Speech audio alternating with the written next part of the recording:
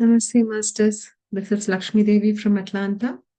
Here we are with the sixth principle of practicing Shambala Principles. This book is given by Krishnananda Guruji, and he got this wisdom from his master Amara and the Shambhala Masters. So, the sixth principle was given to his master by Pulastya Maharashi. Pulastya Maharashi is one of the 10 Prajapatis, and he was born with the intention of Brahma, the Brahma Manasat Putra, we say, right? So he was born with the intention of Brahma and is a very ancient sage. He was in the first Manvantra, and he was born with from the year of Brahma. That is, like being born from the year of Brahma, actually it symbolizes the ability to perceive, to understand the truth, both the divine and the worldly. So it is like it's both the receptivity from like the inner voice and the other wisdom, what we get. So he signifies that to listen the inner voice and be compatible in the worldly life to integrate that wisdom. And here, Master, Pulasty Maharashi, he did the transmission of Vishnu Purana, the main significant source for us to get that Vishnu Purana is Pulastya Maharashi. So he gave this principle, sixth principle, that is to unify the force of body, mind, and intellect. So he's asking to unify the force of body, mind, and intellect. So these entities, when we say body, mind, and intellect, we say, well, so most of the time, being a meditator or non-meditator, so if we observe, mostly will be out of coherence. We will not be unified. We are not in the present moment. We are not unified at the present. Suppose my body wants rest.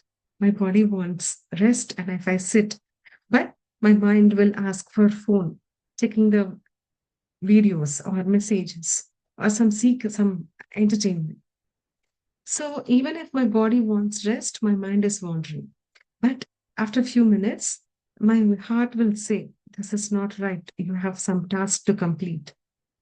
Go for it. Stop this and do it. Or else meditate to gain energy so that your body, the much needed rest will be given and you can continue your work. But somehow we get entangled with some other things where the mind is not in coherence with what our inner voice is guiding. So what happens? We'll have some guilt. So that will again lead to a point where we get into that negative thoughts. When we are not in coherence with our mind, body, and intellect, we will land in getting the negative thoughts, the guilt or anything. Whenever we are not in coherence with our intellect or inner guidance, then there are high chances we deviate from our focus, the main focus. So we need to find a common focus where we can get back that coherence, where we can unify these three entities, mind, body, and intellect. So first thing to which we can achieve is first meditation. Meditation will make us achieve that body and mind coherence. Will make ourselves sit and calm our mind with meditation. Observe our breath. So when we experience that bliss or when we are into that empty state, that energy will calm our mind when we are into that silent state. So for body and mind, we meditated and silenced the mind with meditation. But how are we going to connect with our intellect? How are we going to connect and be in coherence with that intellect? That is when our core or when our intellect, our being is connected with the righteousness, discernment, or dharma. When we know what is right, what is wrong, what is dharma, what is righteousness, when our inner voice is guiding, immediately we know whether it is our thought or inner voice. We can discern that when we have that guidance. So our intellect will be guiding at that time. So it is very, very important for us to meditate and get that body, mind, and intellect into coherence. So that will be aligned to our work, not only the spiritual work, our social work, our the family life, if you can say. Even for the family life, this coherence is very, very important. Our intention is to have a happy family. Maybe if my intention is to bring a change in family. For example, my intention is uh, to teach my kid a particular sport or encourage my kid in some art. My mind, my heart wants it. But if my body is relaxing and not coming up for a few times, we need to remind our kid. Okay. And okay, fine. My body is getting the stuff needed for for him to practice arts. My mind wants it. My heart wants it. Okay. My inner voice is saying, remind him for a few days and he will listen or stay him and see him with love so that he will do the arts. But my mind do some other work. Why will you climb up the stairs 2 minutes later? And my intellect will say, give a guidance, make a right choice. Guide, you need your presence is needed for your kid for a few days. But when these three entities are not in coherence, what will the mind body do? It will calm the intellect and it'll say, why do you want to climb the stairs now? Go after 5 minutes. The mind will be guiding at that time. We will not have enough energy to calm that mind and get the guidance from our inner voice. So end of the day, I thought I will teach the arts to my kids, like I will sit with him, but I missed it. And the next day, it won't stop. I told you, you should do your arts. Do I have to remind? Because my mind, mind will not accept that I missed to remind. My mind will say that person, that boy did not do somewhere to put the blame. So this and all will happen when our mind body is not in coherence with our intellect, our higher self, our the higher intelligence.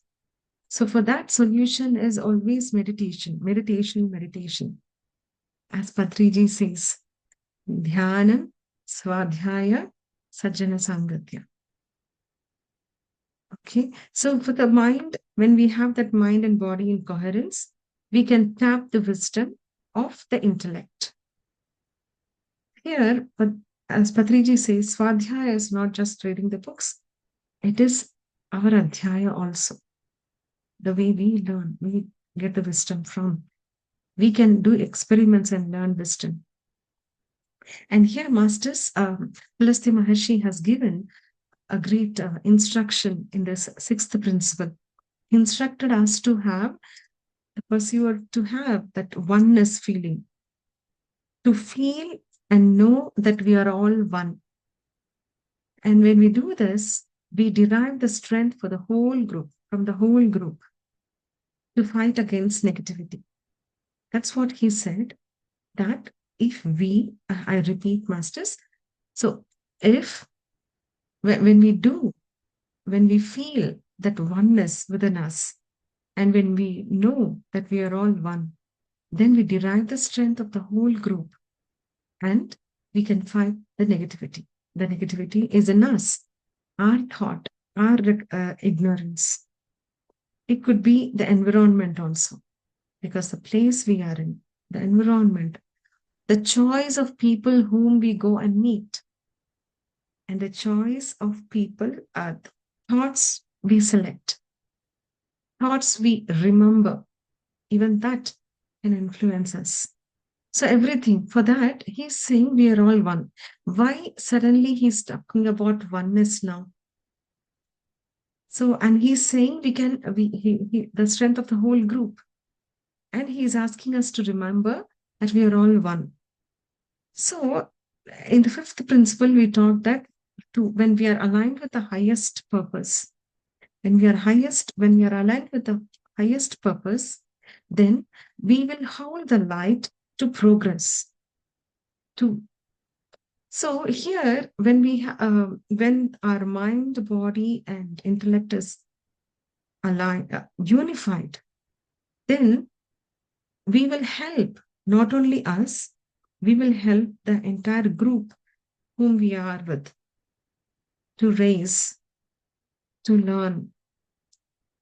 It could be family, it could be organization, it could be in office, it could be in a business or in spiritual group. Anywhere, when we are completely aligned and when we are in coherence with our mind, body, and intellect, and we develop ourselves, and when we are in that oneness and coherence, we hold a higher vibration that will help the entire group. So, for example, when we implement any new thing in our office or in our community or in a family, okay, let's take a simple example of family. Okay, but when we want to when we want the change to happen, first thing is when we point out other person's mistake, that will not help in the growth of a group. It could be a family, it could be a bigger group, or the bigger the group, the complex is the problem. So, what uh, how we this being in coherence will help. See, when we want a peace, when we want peace and benefit from as a group, as a family, pointing out mistakes or shouting, yelling, that holding on to the negativity will not help.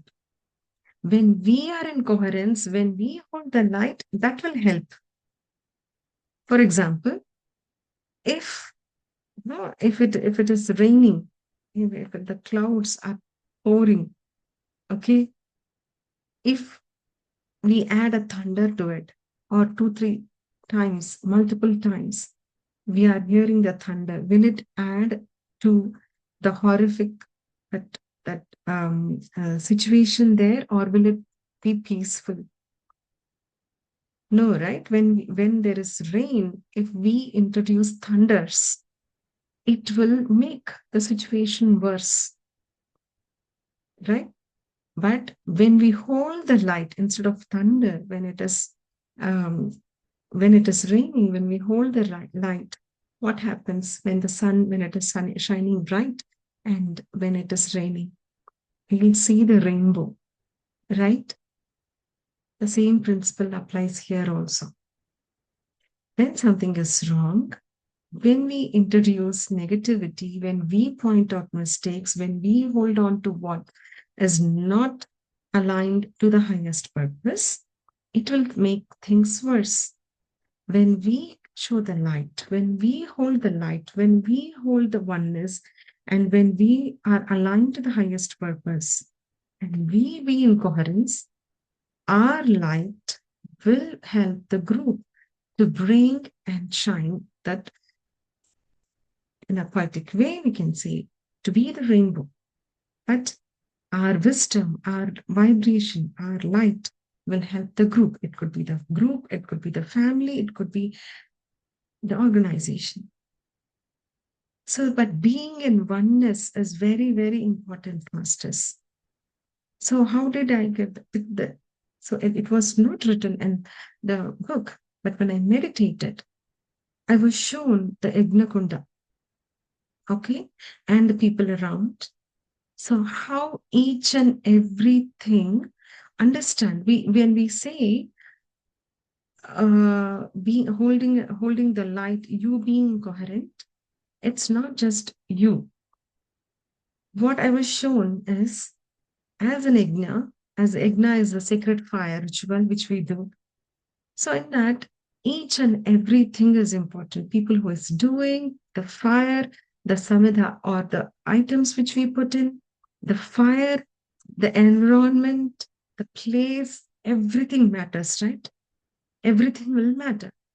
There is nothing that nothing very insignificant in it. Everything will matter.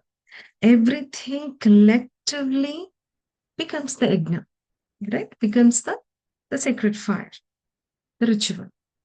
Similarly, for our soul plan also, our soul plan could be learning patience, learning forgiveness in a tough situation, or going beyond and taking risk or initiatives, or simply being happily enjoying the life with contentment, whatever happens, enjoying our life with contentment, or maybe getting a spirit, like introducing some new business which is aligned to the spirituality.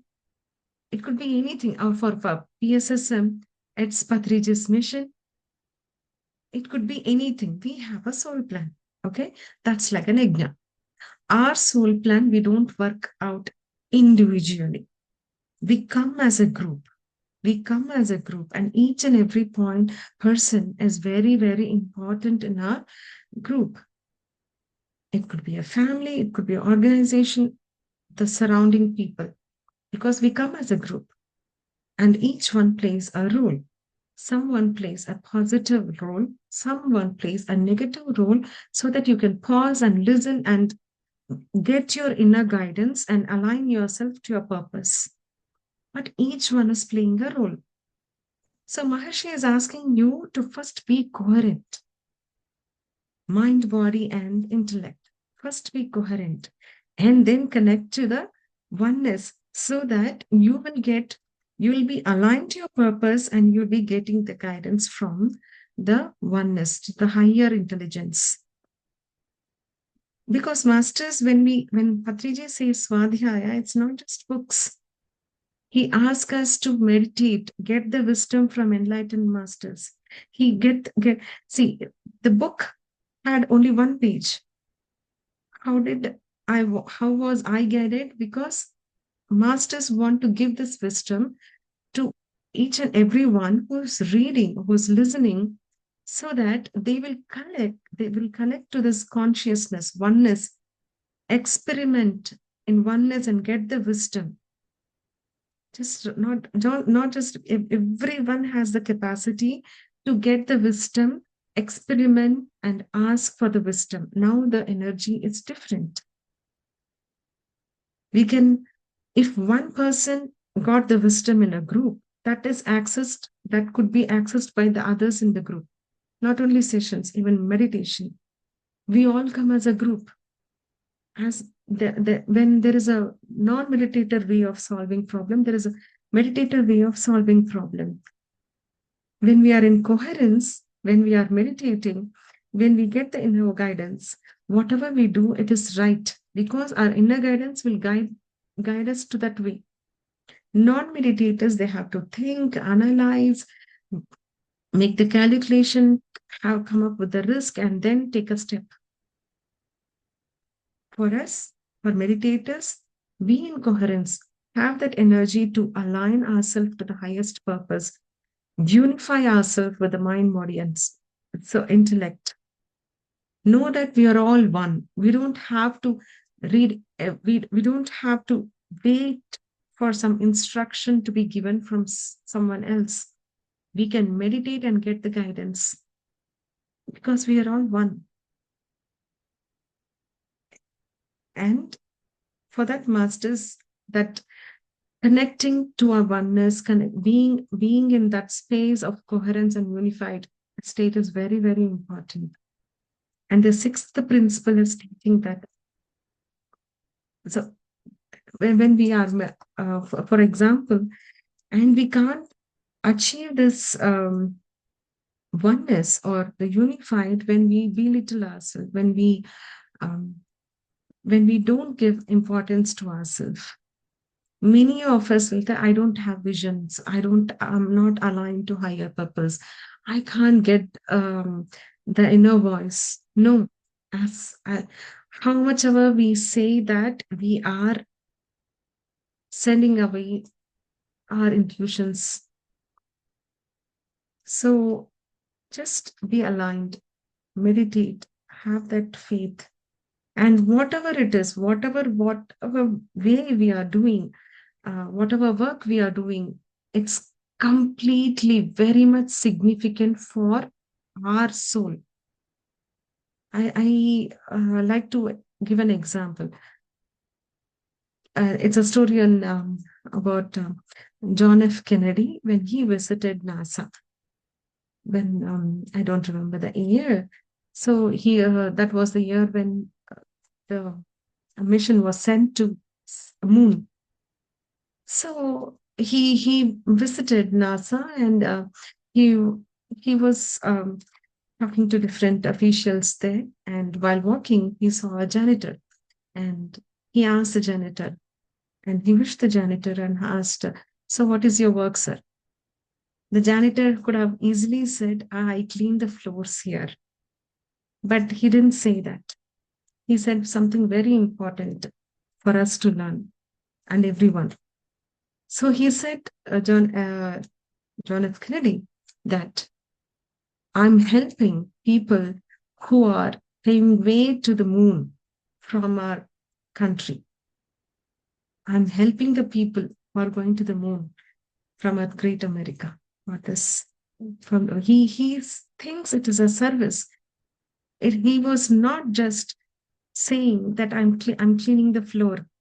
He said, I'm helping the people who are going to the moon. I'm part of it. He believed he is very much part of it. Until we believe we are very much part of the very big divine plan, he can't do anything. It may seemingly feel very little work, nothing, no, as if it is insignificant. But until you have done that, other person may not start the bigger picture, bigger work. So nothing is big or small. As collectively, as we say, right? Uh, each piece of a puzzle is important. We are a piece of puzzle, and also we can connect to others' wisdom because we are piece of puzzle and we are one. When we are coherent, we can get the wisdom from that oneness. There is a meditator's way of getting wisdom. So, masters, please do listen to your inner voice. Be in that unified state of mind, body, and intellect. Connect to the oneness. Know that we are each and every work we do is significant, and it should be aligned to our soul purpose. When we are aligned to our soul purpose, to the highest soul, highest spiritual growth, or our social life, our family life will be automatically corrected. And that happens when we are aligned to our highest purpose. Thank you, Masters. This is the sixth principle given by Pulastya Maharashi. Thank you for giving this opportunity.